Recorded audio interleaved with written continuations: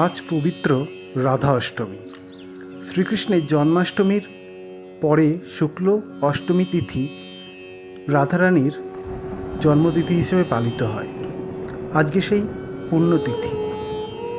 এই তিথিতে যারা রাধা অষ্টমীর ব্রত পালন করেন তাদের ধন ঐশ্বর্য লাভ হয়, তার সাথে কোটি জন্মের পাপ বিনষ্ট হয়।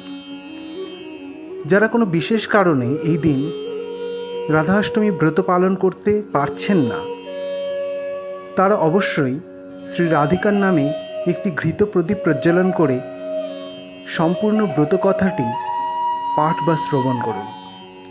আজকের দিনে এই ব্রতকথা পাঠ করলে বা শ্রবণ করলেও এই ব্রতের অনেকাংশে ফল লাভ করা যায় এবং শ্রী রাধারানীর কৃপায় জীবনে অতুল ঐশ্বর্য লাভ হয়। তাই এই বিশেষ তিথিতে সম্পূর্ণ ব্রতকথাটি পাঠ করতে অসমর্থ হলেও শ্রবণ করুন। সম্পূর্ণ ব্রতকথাটি শ্রবণ করুন শুধুমাত্র সনাতনী ভাবনায়।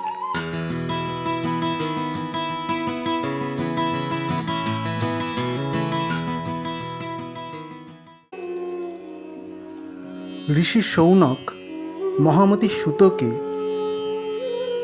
জিজ্ঞাসা করলেন, হে সুত, অন্যান্য দেবতাদের উপাসনার চেয়ে শ্রীকৃষ্ণের আরাধনাই শ্রেষ্ঠ বলে জানি। আরও শুনেছি তার চেয়েও রাধারানীর আরাধনা অধিকতর পুণ্যপ্রদ এবং শ্রেষ্ঠ। অতএব শ্রীরাধার অর্চনা বিষয়ে কোনো ব্রতাদির কথা বলুন।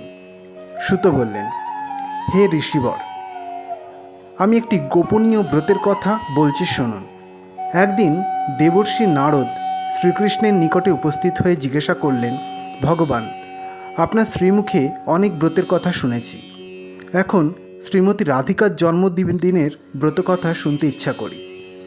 শ্রীকৃষ্ণ বললেন, দেবর্ষি, তুমি আমার পরম ভক্ত, সেই জন্য তোমার কাছে বলছি, শ্রবণ করো। কোনো এক সময় সূর্যদেব ত্রিলোক ভ্রমণ করতে করতে নানা প্রকার ঐশ্বর্য দেখে মনে মনে তপস্যার সংকল্প করেন। মন্দার পর্বতের গুহায় কঠোর তপস্যা আরম্ভ করলেন। এইভাবে দীর্ঘদিন গত হল। সূর্যের কঠোর তপস্যা এবং পৃথিবীর অন্ধকারাচ্ছন্ন থাকায় দেবতারা ভীত হলেন। ইন্দ্র দেবগণ সহ আমার কাছে এসে সব কথা বলেন। আমি বললাম, হে দেবগণ, সূর্য থেকে তোমাদের কোনো ভয় নেই, তোমরা নিজ নিজ স্থানে যাও, আমি সূর্যদেবকে তপস্যা থেকে নিরস্ত করব। তারপর আমি সূর্যের কাছে গেলাম। সূর্য আমাকে দেখে খুবই আনন্দিত হলেন। তিনি বললেন, হে শ্রীহরি, আপনার দর্শন পেয়ে আমার জন্ম এবং তপস্যা সার্থক হলো। যিনি সৃষ্টি স্থিতি সংহারকর্তা ব্রহ্মা বিষ্ণু মহেশ্বর, যাকে সবসময় চিন্তা করেন, তাকে দর্শনে আমি ধন্য হলাম। আমি সন্তুষ্ট হয়ে সূর্যকে বললাম, হে দিবাকর, তুমি তপস্যায় সিদ্ধি লাভ করেছ, এখন বর প্রার্থনা করো। তুমি আমার পরম ভক্ত, সেজন্যই তোমাকে আমি দর্শন দিলাম। এই কথা শুনে সূর্য বললেন, হে প্রভু, আমাকে একটি গুণবতী কন্যার বর দিন। আপনি 4 দিন সেই কন্যাটির বশীভূত থাকবেন, এছাড়া আমার আর কোনো ইচ্ছা নেই।